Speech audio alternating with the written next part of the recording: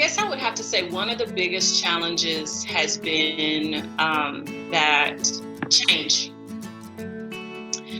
When I started my company, it was back in 1996. And it was during that time where people, in terms of, there was flyers, direct mail, there was just a certain way in which people did business.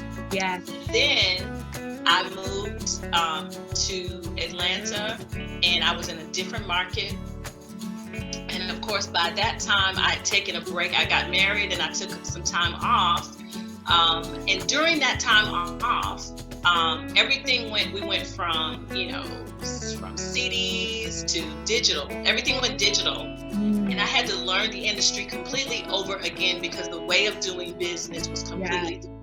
Email was more prevalent. Then it went into social media, and so all these different things, and it seems like every decade or less, there's new technology to learn and new platforms to learn and ways of doing business.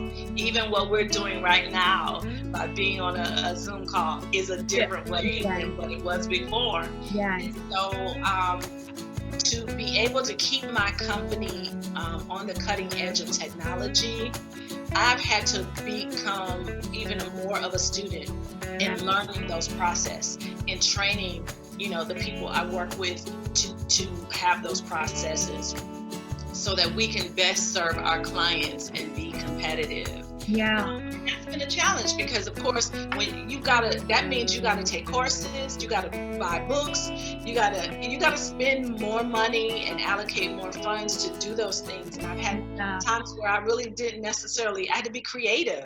I'm a library rat. I stay in the library when I can't buy books, or when I can't get certain resources. That's where I'm gonna find it. And so that has been a challenge. It's it's better. It gets easier because I've resolved in my mind that, hey, I want us to be ahead of the curve. So we work towards that. But I've gone through that process maybe 3 times since we've been in business in terms of just changing with the times. And that's so important. I mean, Solomon said that there's nothing new under the sun, right? Everything has been done already. It's just the method of doing it. If you look at the phone or even computers or anything that we have, there's always been some type of solution, but it's the packaging, the way we do things. It's kind of like God. He's a progressive God. He always. He's ever present. The things that happened like 10 years ago, the way he did his work 10 years ago is not the way that he's doing the work now. And it's important for us entrepreneurs or even just people in general, leaders, professionals, whatever it is, to make sure that we are embracing change because it's inevitable.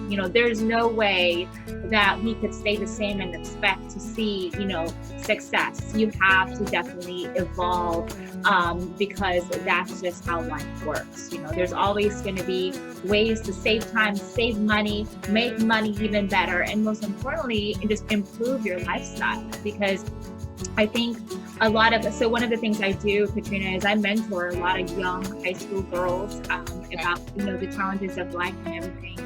And one of the things that I really focus on is equipping them to know that, there is always going to be something that's going to come up that will be helping them simplify a process that could be like, should be a long process, could be simplified, and to take advantage of those, right?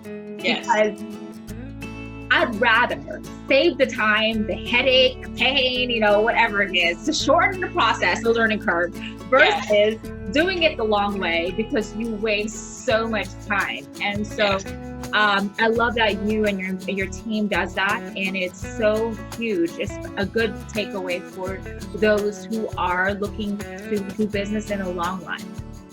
Adapting and staying relevant and being innovative in your solutions is key to be able to sustain your business in the future.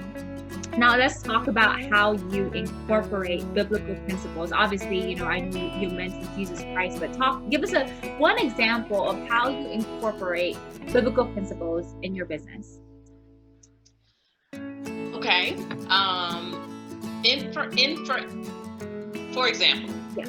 When I'm doing courses and I'm working with clients, I do an onboarding session with them in terms of just getting to know who they are, and they fill out a questionnaire, and I kind of go through it and ask follow-up questions concerning it in terms of what their dreams and their goals are. Yeah. But I also want to know who they are, and you know, just really like some of the questions you asked me today. You know, I want to know how they come to know the Lord, where they are with the Lord, because sometimes they don't come as believers already. Yeah. You know, but they may say, I believe in God, or, you know, he's okay, I don't really go to church, you know, that sort of thing. Yeah. And so then in the coursework, like literally with every curriculum that we offer, all of our curriculums are based on biblical worldview. I teach a course called the Queen Class for pageant contestants. It's trained to help them to compete. And I know when I was a pageant contestant, I studied the book of Esther. It helped me to prepare to compete. God gave me specific revelations in terms of my preparation to become the queen. Yeah. And I teach from that lessons, from those principles. I show them, you know, this is what she did, you know, this is what she ate, this is how she dressed, this is how she prepared her body, this is the wisdom she sought God for, and this is, you know, this was her prayer life. These are different things. And so I teach my clients based on what the Word of God says. You know, for an actor's course, you know, Ezekiel was very, wasn't he the one who laid on his side? Yes. For the people. Yeah. It was a visual of what God wanted, the point in the lesson God wanted to teach them. And he was the one demonstrating it. Yeah. And I relate that to acting. As actors, we convey. So good. Yeah. We incorporate, you know, we're a visual demonstration of a certain message or a certain theme in a play, in a film, in a television show.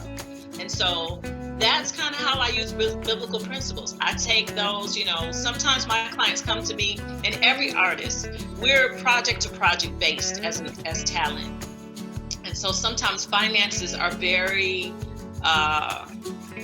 strained at times. And so I pull all of the scriptures that speak of provision and abundance and prosperity and God having his hand on those, and the wisdom of God to handle finances, and teach my clients, this is how you can manage your money. We talk about tithes and offerings. We talk about seed sowing and different things like that. And you wouldn't necessarily imagine getting that in an entertainment company, but because you believe that the foundation of every believer should be his word, why wouldn't it